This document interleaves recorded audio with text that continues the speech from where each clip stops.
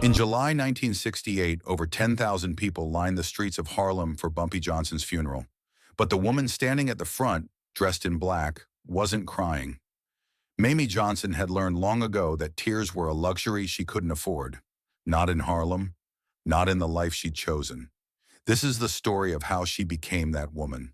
And it starts 19 years earlier, on a winter night in 1949, when she did something that should have gotten her killed. She challenged the most feared man in Harlem. Winter 1949. Harlem. Mamie Hatcher stood in the middle of their apartment, barefoot, still wearing her rehearsal dress from the club. Tears ran down her face. In her trembling hands, she held a .38 revolver, and it was pointed at her husband's chest. Bumpy Johnson walked through that door just before midnight. He smelled like smoke, whiskey, and the dangerous streets that had raised him. When he saw her, his hand stopped halfway to his own weapon. He didn't draw, didn't move, just stood there frozen. "Mamie," he said quietly, not scared, just careful. Her voice came out as a whisper, broken, desperate. "I need to know something." Bumpy slowly raised his hands, palms out, showing her he wasn't reaching for his gun. "Okay, ask." The room fell silent. Nothing but the sound of Harlem traffic outside and Mamie's shaky breathing. "Can you protect me?"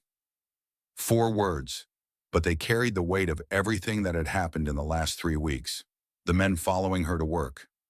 The phone calls at 2 a.m. with nobody on the other end. The stalking pinned to their front door with a switchblade. Mamie wasn't asking if Bumpy was dangerous. She knew he was the most dangerous man in Harlem. She was asking if being with him meant she was already dead. Bumpy looked at her for a long time. Most men would have lied, would have said, "Of course I can protect you," would have promised safety, security, bodyguards. But Bumpy Johnson didn't lie to the woman he loved. "No." The gun didn't move. Mamie's finger stayed on the trigger. "No," she whispered. "No, I can't protect you. Not the way you're asking." "Then what am I doing here?" Her voice rose.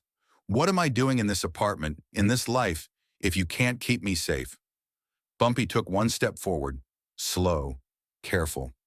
"I can't protect you, not the way you want. I've got too many enemies, and they know the best way to hurt me is to hurt you." "Then I should leave," Mamie said. "I should go back to North Carolina. Go anywhere but here." "Leaving won't save you," Bumpy said quietly. "They already know who you are. They already know you matter to me. Running won't change that." "Then what do I do?" Bumpy took another step forward. He was 5 feet away from her now. "You become someone they're too scared to touch." Mamie stared at him. "What?" "Right now you're Bumpy Johnson's woman. That makes you a target. But if you become someone who's dangerous on your own, someone who fights back, then you're not a target anymore. You're a threat." "I don't know how to be a threat," Mamie whispered. "Yes, you do. You survived the Klan, came to New York alone, built a career in clubs run by men who didn't respect you. That takes steel, Mamie. Real steel. I'm just going to teach you how to sharpen it." The gun lowered slightly. "You're going to teach me to fight?" "I'm going to teach you to survive. How to watch your back. How to spot danger. How to shoot. How to make men like the ones threatening you right now think twice before coming near you." Mamie set the gun down on the table, stood up, walked across the room, stood in front of Bumpy. "And if that's not enough?" she asked quietly. "If they come anyway." Bumpy looked into her eyes. "Then I'll die with you." Her eyes filled with tears. "You mean that?" "I've never meant anything more in my life." She kissed him, not a desperate kiss, a promise. "Then teach me," she whispered, "because I'm not dying alone." For the next year, Bumpy taught Mamie everything. How to shoot, how to spot a tail, how to read a room, how to know when someone was lying, how to trust her instincts. And in April 1950, she got the chance to prove it. April 3rd, 1950, 2:30 p.m. Mamie was leaving Mount Olivet Baptist Church after choir practice when 2 men approached her. Mobsters, Italian. "Mrs. Johnson," the tall one said, smiling. "We need to talk to you." Mamie kept walking. "Mrs. Johnson." He stepped in front of her, blocking her path. This isn't a request. The shorter one moved behind her, cutting off her escape. She was trapped. Middle of the day. Middle of Lenox Avenue.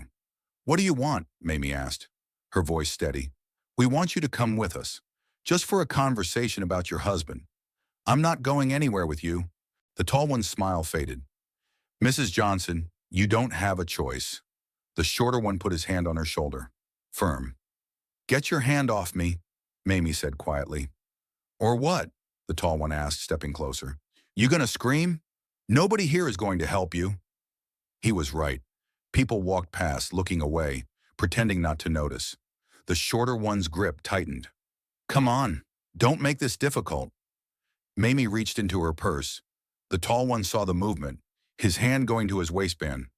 Don't! Mayme pulled out her .38 revolver, the one Bumpy had given her 18 months ago, the one she'd practiced with until she could hit bottles from 15 feet away with her eyes closed.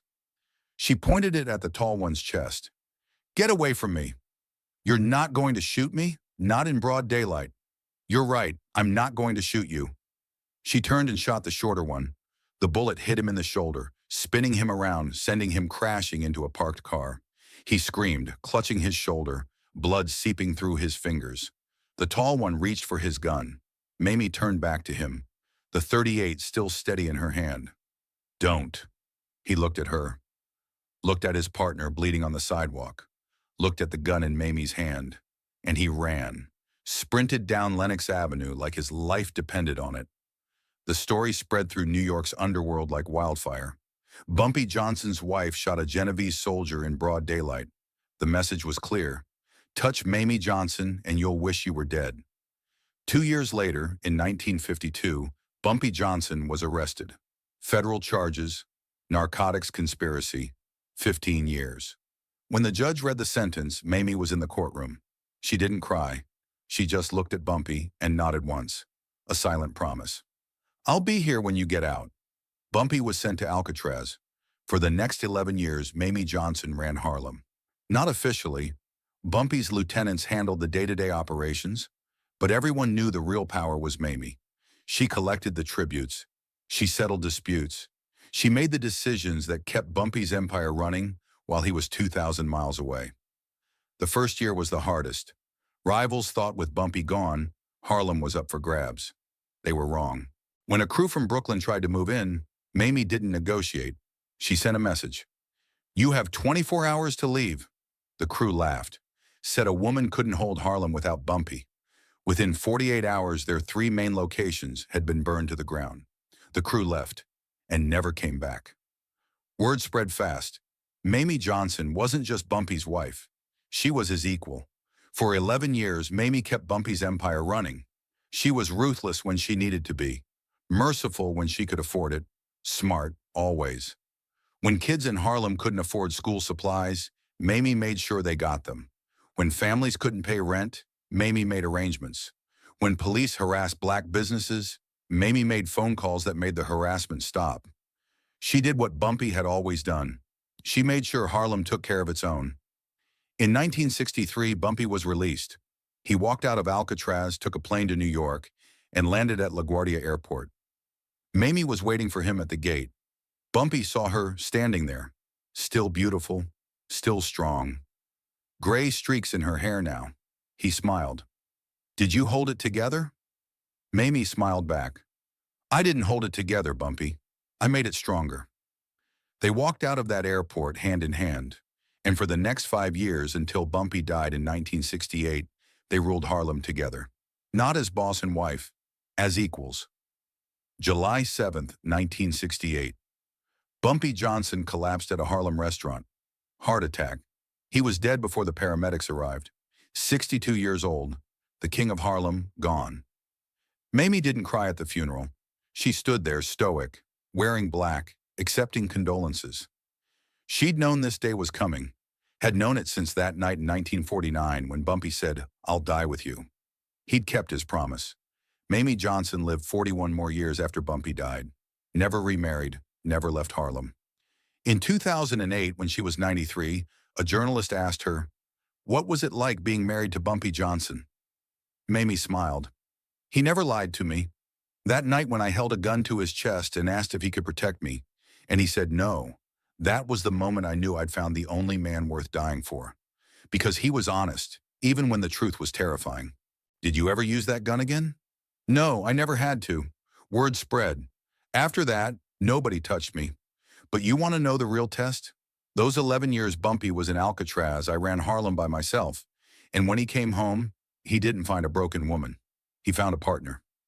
Mayme died in 2009 at 94. Her funeral was smaller than Bumpy's, but the people who came weren't there out of obligation. They were there because Mayme Johnson had been a legend in her own right. Not as Bumpy's wife, as herself. A woman who shot a mobster in broad daylight. A woman who ran Harlem for 11 years alone. A woman who survived 41 years without the man she loved. And it all started with a question. Can you protect me? No, but I'll teach you to protect yourself. That's the story history won't tell you. The story of how Bumpy Johnson saved his wife's life by admitting he couldn't protect her. The story of how honesty became the deadliest weapon in Harlem. The story of the night Mayme Johnson held a gun to Bumpy's chest and became a legend herself.